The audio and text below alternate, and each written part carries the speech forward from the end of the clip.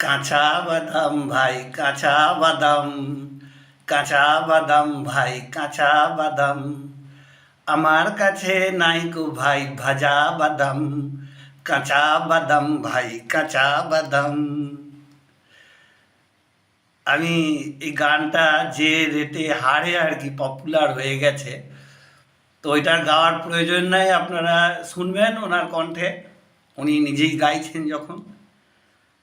এই গানটা লক্ষ লক্ষ কোটি কোটি টাকার বিজনেস করে ফেললো ইউটিউবে, কিন্তু গানটার অরিজিনাল যিনি গায়ক তার নাম হচ্ছে ভুবন বাদ্যকর। ভুবন বাদ্যকরের বাড়ি হচ্ছে দুবরাজপুরে। তা তিনি দেখলাম আজকে খবরে যে থানায় একটা কমপ্লেন করেছেন। অবশ্য কমপ্লেন করতে ওনাকে মানে সাহস জুগিয়েছেন, না হলে ওনার গরিব মানুষের পক্ষে সম্ভবও নয় যে ওরকম একটা কিছু মানে ক্লেম করা। যে ওনার দাবি হচ্ছে যে আমি এই গানটার অরিজিনাল গায়ক, তা আমি কি কিছু পয়সা করি পাবো না, গরিব মানুষ?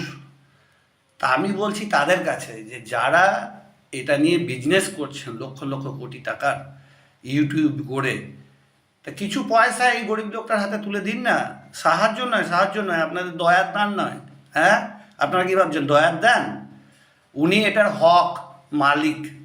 আপনি যদি বলেন যে রবীন্দ্রনাথ ঠাকুর কে, রবীন্দ্রনাথ ঠাকুরকে নিয়ে একজন আরম্ভ করেছেন রোদ্দুর রায়।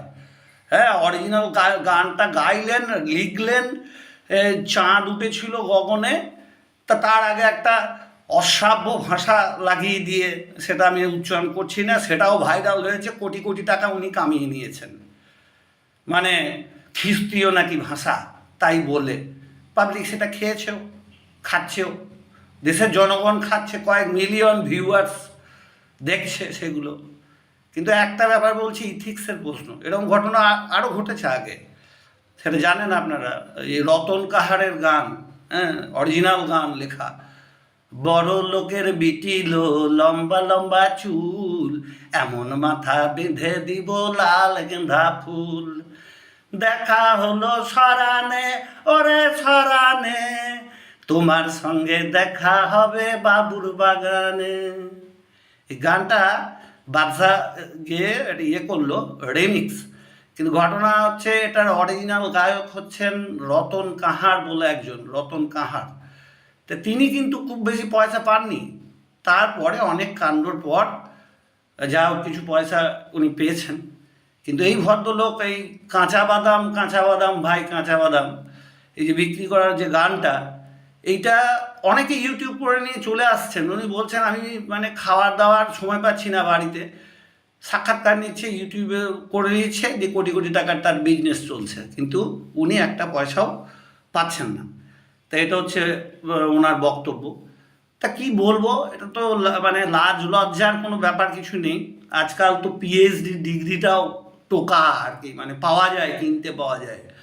একজনের পিএইচডি করেছে ফিশের ওপর, ধরুন যে বায়োলুমিনেশন অফ ফিশ, তো সে জৈব উদ্ধতির বিচে দিল, আর একজন কপি পেস্ট, মানে যেটাকে বলে আর কি, এখন কম্পিউটারের যুগে কাট করুন, কপি করুন, পেস্ট করে দিন, ব্যাস হয়ে গেল, আপনি ওটার ডিগ্রি হোল্ডার, মানে আপনি ওটার কপিরাইট পেয়ে গেলেন। হ্যাঁ, তাই এই গানটারও কপিরাইট কেউ কিনে নিয়েছে আর কি, কিন্তু গানটা অরিজিনাল ভুবন বাদ্যকরের গান, এটা জেনে রাখুন, এটা জানানো দরকার আপনাদের। আর যে কারণে আমি ইউটিউবে এলাম, আমার এই কন্টেন্ট পাওয়ার জন্য ইউটিউবে আসা নয়। তো এরকম ঘটনা শুধু এই গানের জগতে নয়, আমাদের বিজ্ঞানের জগতেও বহু ঘটে। হ্যাঁ, যেমন ধরুন আমাদের দেশীয় সম্পত্তি, আমি পড়াই, বায়োলজির টিচার, তো আমাদের দেশীয় যে নিম গাছ, সেই নিমের নির্যাস, সেই নিম আমেরিকা নিয়ে গিয়ে চলে গেছে, মানে তার নির্যাস নিয়ে গিয়ে নিজস্ব ওষুধ তৈরি করছে। তারপরে আমাদের যে বাসমতি ধান, সেইটাকে নিয়ে গিয়ে বানিয়ে ফেলেছে, মানে জিন ম্যানিপুলেট করে, হ্যাঁ, ওটাকে বানিয়ে ফেলেছে টেক্সমতি দিয়ে, নতুন নামে বিক্রি হচ্ছে। এইগুলোকে বলা হয় বায়োপাইরেসি। তো বায়োপাইরেসি বায়োলজির ক্ষেত্রে ঘটছে, এমনি পাইরেসি তো অনেক ক্ষেত্রেই আপনারা অনেক আগে থেকেই দেখে থাকবেন যে একটা ভালো ভালো সিনেমার পাইরেসি ক্যাসেট বেরিয়ে যায়।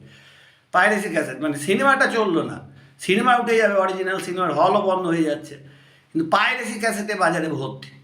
তো অরিজিনাল যার পেটেন্ট মানে যার কপিরাইট পাওয়া দরকার, সে কিন্তু সেটা পায় না, অনেক ক্ষেত্রে ডিপ্রাইভ হয়। তো এইটার ব্যাপারে আপনারা একটু সচেতন হবেন যে অরিজিনাল গানটা কার, বিজনেসটা কে করছে, এগুলো একটু জানার চেষ্টা করবেন, সচেতন থাকবেন। তাহলে দেখবেন এই কাঁচা বাদামওয়ালাগুলো শুধু বাদাম বিক্রি করতে হবে না, হয়তো অনেক কিছুটা সুখ স্বাচ্ছন্দ্যে বাস করতে পারবে। আপনাদের মতো হয়তো কোটিপতি হয়ে যাবে না ইউটিউবার হয়ে। আপনারা বিয়েতে জানেন কি করতে হয় তাই, হ্যাঁ, না হলে উনি এরকম গান বাঁধেন, তৈরি করেন, আবার আনন্দ দান করেন, ঠিক আছে, মানুষকে। রতন কাহার নিজে গান বাঁধেন, নতুন নতুন গান তৈরি করতে পারেন, আর কি হচ্ছে আর একজনে ওই গানটা তৈরি করে মানে তৈরি করা গান ভাঙিয়ে খান। তা আমি বলছি এদের ব্যাপারে একটু সচেতন হতে। কাদেরকে প্রাধান্য দেবেন, অরিজিনাল গানটার, হ্যাঁ, অরিজিনাল রবীন্দ্রনাথকে, নাকি রবীন্দ্রনাথকে ভাঙিয়ে যারা খান তাদেরকে? ঠিক আছে, একটু ভালো থাকবেন, মানে সবাই ভালো থাকবেন, সুস্থ থাকবেন, একটু সচেতন থাকবেন, সেটা বলতে গেলাম। যে এই পাইরেসির ব্যাপারে, হ্যাঁ, পাইরেসি তো ভীষণভাবে ঘটছে, দেখছেন। ওই টুকলিবাজি যাকে বলে আর কি, হ্যাঁ, টুকলিবাজিতে ভরে গেছে দেশটা আর কি। বেশ, আজকে এই পর্যন্তই থাক, আবার আপনাদের সঙ্গে দেখা হবে। আমার চ্যানেলটা ভালো লাগলে আপনারা সাবস্ক্রাইব করে নেবেন। কল্যাণদা এমপি নামে আছে আমার চ্যানেলটা। একটা বেল আইকনটা উপরে প্রেস করে রাখবেন। ভালো থাকুন, সুস্থ থাকুন, সঙ্গে রাখুন।